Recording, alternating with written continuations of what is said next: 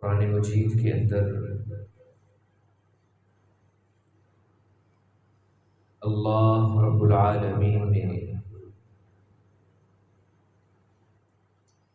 ابن آدم کو خبردار کیا ہے شیطان کی ایک چال سے۔ چال کیا ہے؟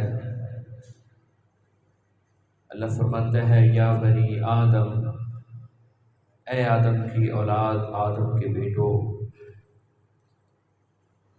ذرا خبردار ہو جاؤ، ہوشیار ہو جاؤ، چوکنے ہو جاؤ۔ کہ اللہ کس بات پہ چوکنے ہونا ہے؟ لا يفتننكم الشيطان كما أخرج أبويكم من الجنة ينزع عنهما لباسهما۔ شیطان تمہیں فتنے میں مبتلا نہ کر دے، جس طرح اس نے تمہارے باپ آدم علیہ السلام کو جنت سے نکالا تھا، اور صرف نکالا ہی نہیں تھا، اس نے ان کے لباس بھی اتروا دیے تھے۔ إِنَّهُ يَرَاكُمْ هُوَ وَقَبِيلُهُ مِنْ حَيْثُ لَا تَرَوْنَهُمْ۔ وہ اور اس کا قبیلہ تمہیں وہاں سے دیکھتے ہیں جہاں سے تم اس کو نہیں دیکھتے۔ یہ شیطان کی دو ہی چالیں ہیں، دو مقاصد اللہ تعالیٰ نے اپنی کلام میں بیان کی ہے۔ ایک وہ یہ چاہتا ہے کہ ابن آدم کبھی بھی جنت میں نہ جائے، اس کی ہر وقت دوڑ، کوشش، محنت انسان کو اللہ سے دور کرنے کی ہے، انسان کو اپنے رب سے غافل کرنے کی ہے، کیونکہ یہ کھلا دشمن ہے، انسان کے ساتھ حسد کرتا ہے۔ اور دوسری بری خصلت اللہ تعالیٰ نے بیان کی ہے کہ اس کے ناپاک جو عزائم ہیں، اس کے جو ارادے ہیں، ان ارادوں میں سے ایک یہ بھی ارادہ ہے کہ وہ تمہارے جسموں سے لباس چھیننا چاہتا ہے، لباس اتروانا چاہتا ہے۔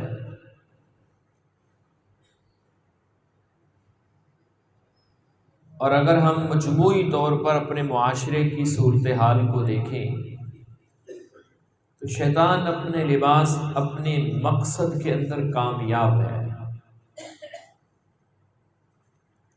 وہ انسان سے حیا والی صفت کو چھیننا چاہتا ہے۔ پہلے یہ سمجھنا ضروری ہے حیا کہتے کس کو ہے۔ حیا کی بڑی لمبی چوڑی تفصیل ہے۔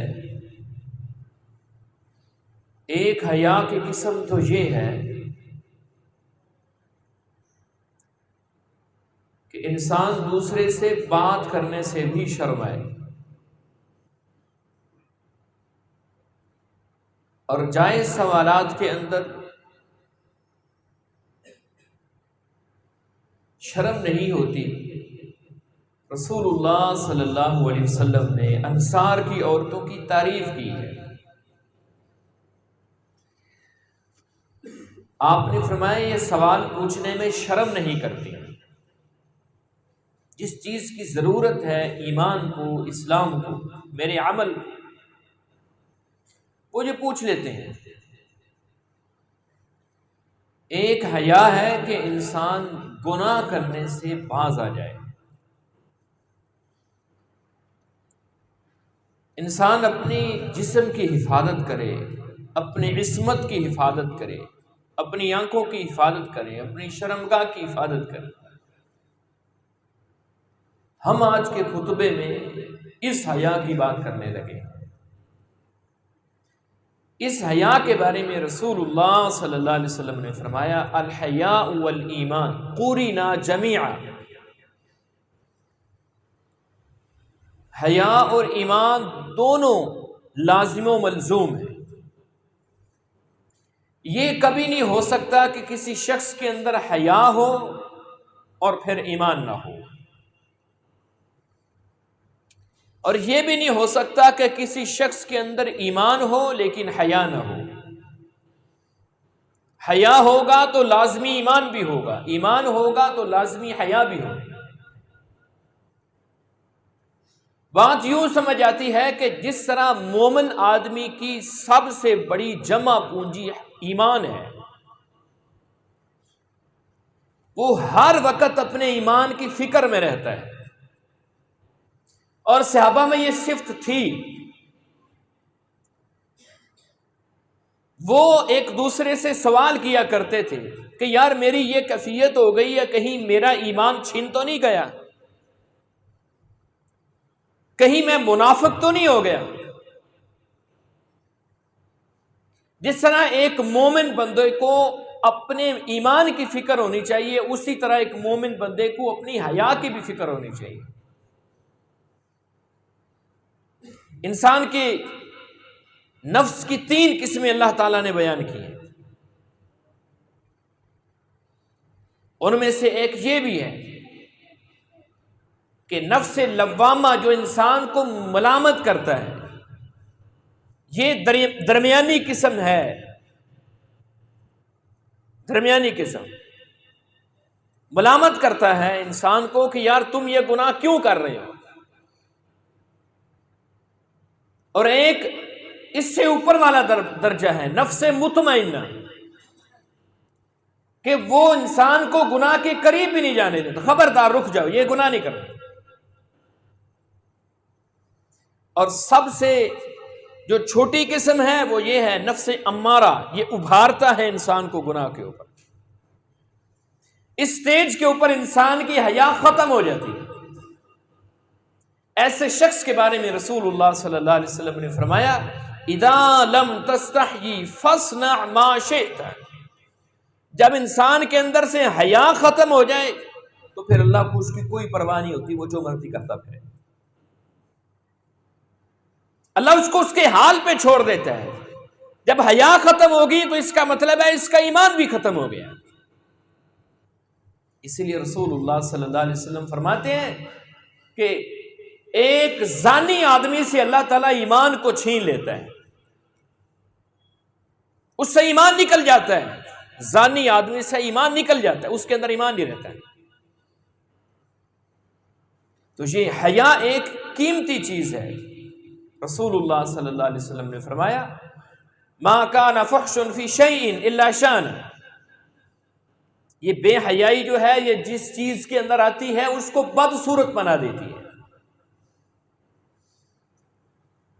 گناہ گار جو شخص ہے، گناہ گار، اس کے چہرے پہ تازگی نہیں رہتی ہے، ایمان والے شخص کے اوپر تازگی رہتی ہے، اس کے چہرے کی تر و تازگی آپ خود محسوس کر سکتے ہیں، اس کے چہرے کے اوپر آپ نور محسوس کر سکتے ہیں۔ اسی چیز کی طرف رسول اللہ صلی اللہ علیہ وسلم نے فرمایا وما كان الحياء في شيء الا زانه، جس شخص کے اندر حیا آ جاتی ہے اللہ اس کو خوبصورت بنا دیتا ہے۔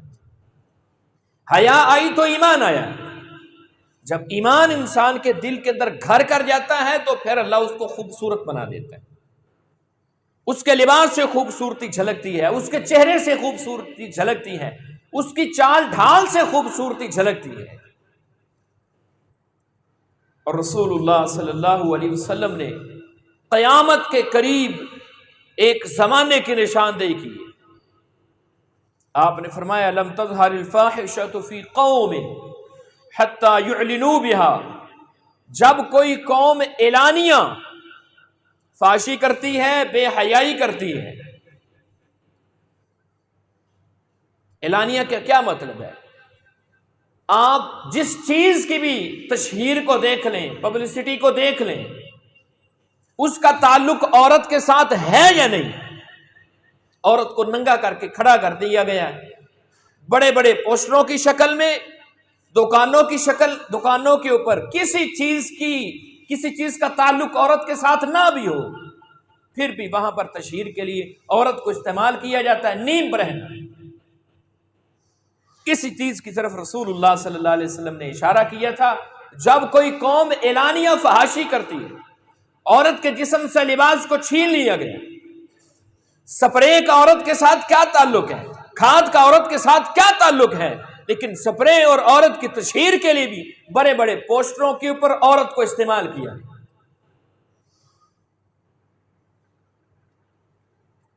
ہم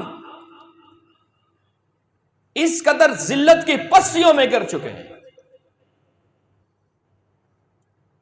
رسول اللہ صلی اللہ علیہ وسلم نے فرمایا تھا جب کسی قوم میں فحاشی اور ریانی وہ اعلانیہ طور پر کرتے ہیں،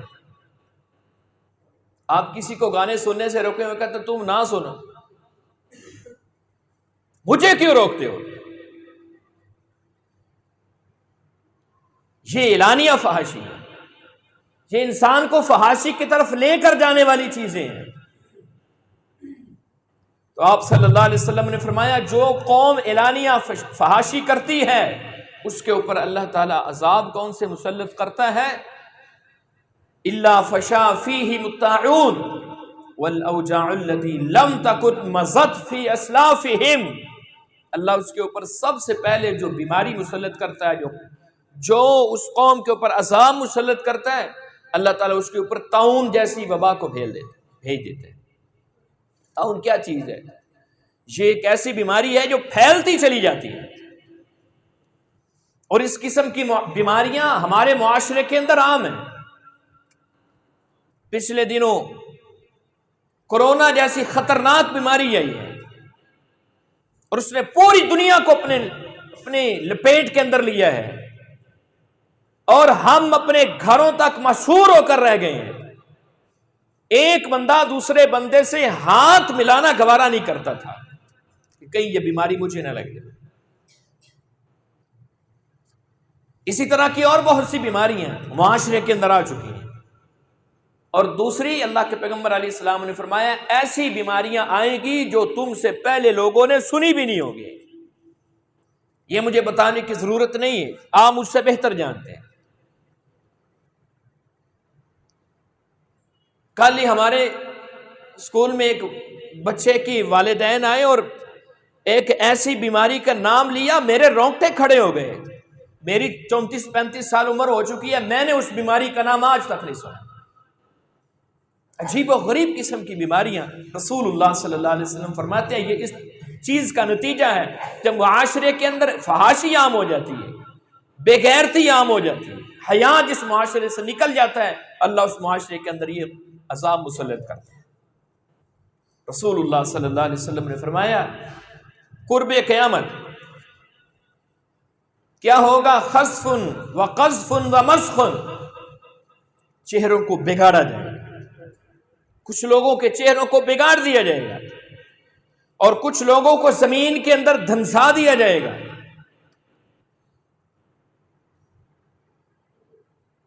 اور کچھ لوگوں کے اوپر بارش کی جائے گی پتھروں کی۔ صحابہ کرام نے پوچھا اللہ کے پیغمبر یہ کون سا زمانہ ہے؟ قیل ومتی ذالک، اللہ کے پیغمبر یہ کب آئے گا؟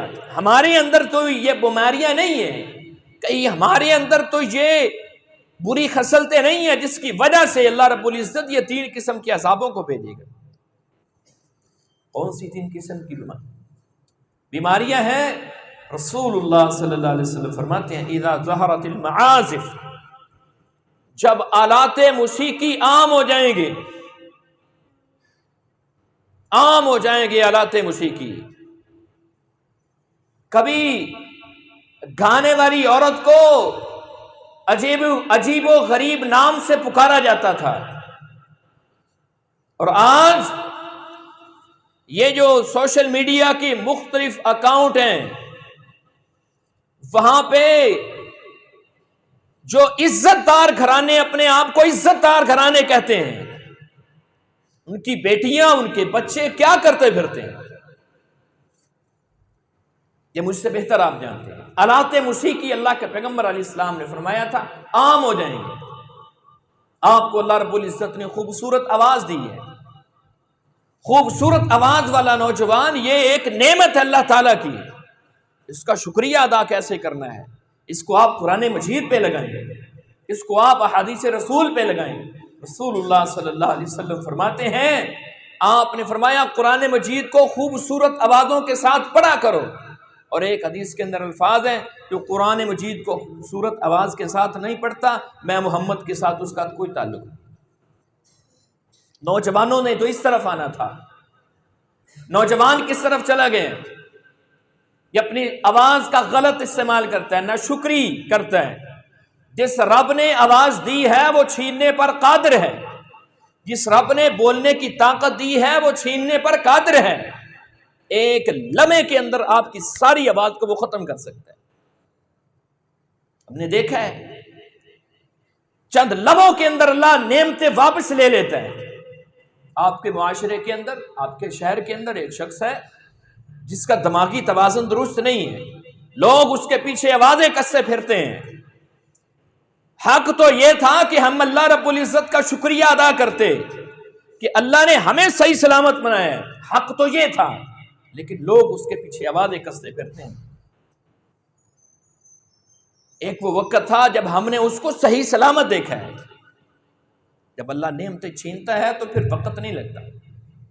نوجوانوں کو میں مخاطب کر کے کہتا ہے، آپ کو اللہ تعالیٰ نے آواز دی، آپ اس کے ساتھ قرآن مجید کو استعمال کریں۔ میں یہ نہیں کہتا کہ ٹک ٹاک کو استعمال نہ کریں، فیس بک کو استعمال نہ کریں، یوٹیوب کو استعمال نہ کریں، کریں، لازمی کریں، بلکہ لیکن اس کا مثبت استعمال کریں، منفی استعمال نہ کریں۔ یہ ایسے پلیٹ فارم ہیں جس کے ذریعے سے ہم معاشرے تک، ہم قوم تک اپنے خوبصورت پیغام پہنچا سکتے ہیں،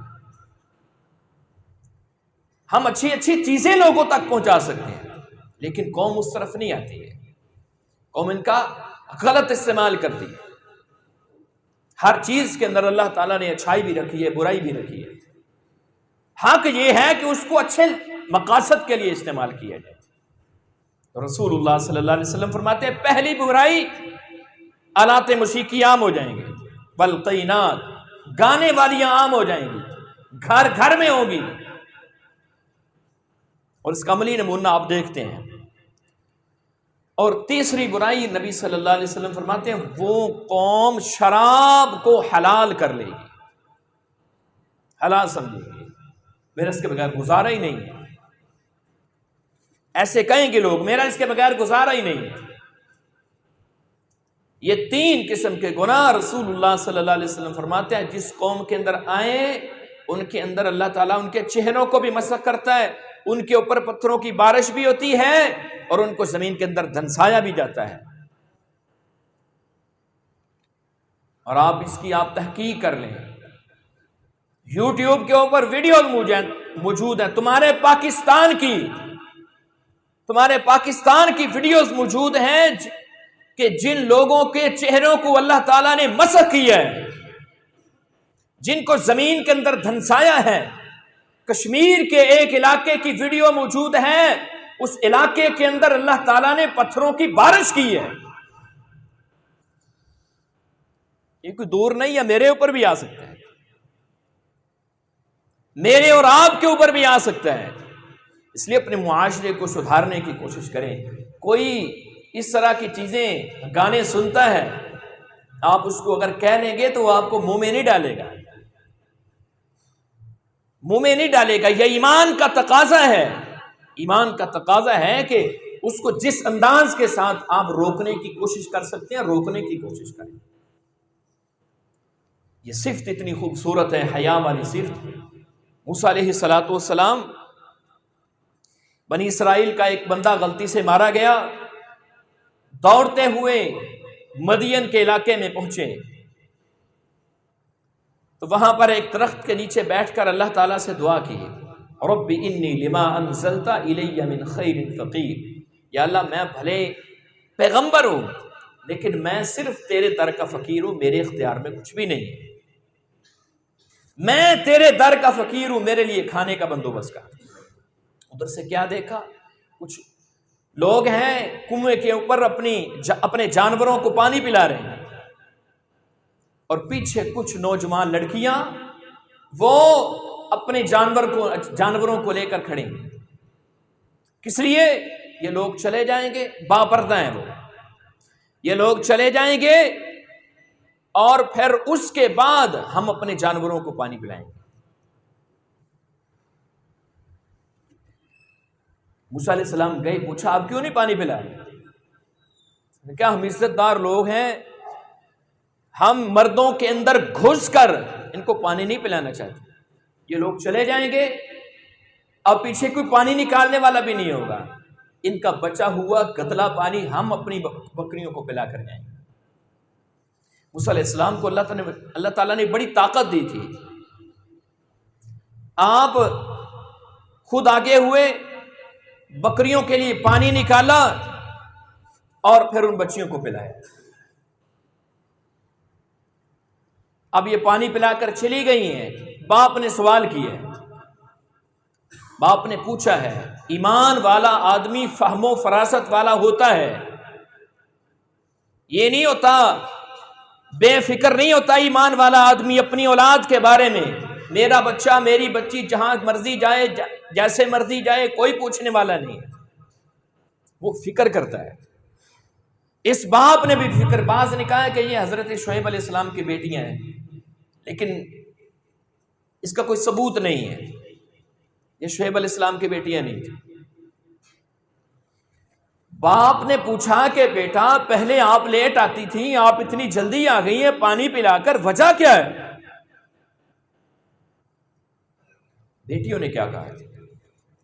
بیٹیوں نے کہا ابا جان آج ایک نوجوان مل گیا جس نے ہماری بکریوں کو پانی پلایا۔ اب یہ شخص کہنے لگا کہ ہم کسی کا احسان ایسے نہیں لیتے، تم میں سے ایک جائے اس نوجوان کو بلا کر لائے، ہم اس کو اس کا معاوضہ دینا چاہتے ہیں، اس کا بدلہ دینا چاہتے ہیں۔ اب قرآن مجید کے اندر نقشہ کھینچا ہے، وہ لڑکی نوجوان لڑکی ہے، کیسے آئی ہے، نقشہ کھینچا ہے۔ اس عورت کی چال کتنی حیا والی ہوگی جس کی حیا کو اللہ تعالیٰ نے اپنی کلام کا حصہ بنایا ہے۔ آپ ذرا تصور تو کریں، اللہ ویسے بھی کہہ سکتے تھا نا کہ وہ عورت آئی ہے، اللہ نے اس کی اس صفت کو اپنی کلام کے اندر بیان کیا کہ یہ عورت حیا کی چال چلتی ہوئی آئی ہے، حیا کی چال چلتی ہوئی آئی ہے اس نوجوان کو بلانے کے لیے۔ یہ صفت اللہ تعالیٰ کو اتنی خوبصورت لگی، اللہ نے اس کو اپنی کلام کا حصہ بنایا۔ رسول اللہ صلی اللہ علیہ وسلم نے فرمایا، آپ نے فرمایا نساء کاسیات عاریات ممیلات مائلات، بری عورتوں کی بری خصلتیں اللہ تعالیٰ نے اپنی کلام کے اندر بیان کی، ان میں سے ایک بری خصلت یہ ہے لباس پہننے کے باوجود برہنہ ہوگی، لباس پہننے کے باوجود برہنہ ہوگی۔ اور بھی چیزوں کا ذکر کیا ہے لیکن ہمارے پاس وقت نہیں ہے۔ لباس پہننے کے باوجود وہ بے لباس ہوگی۔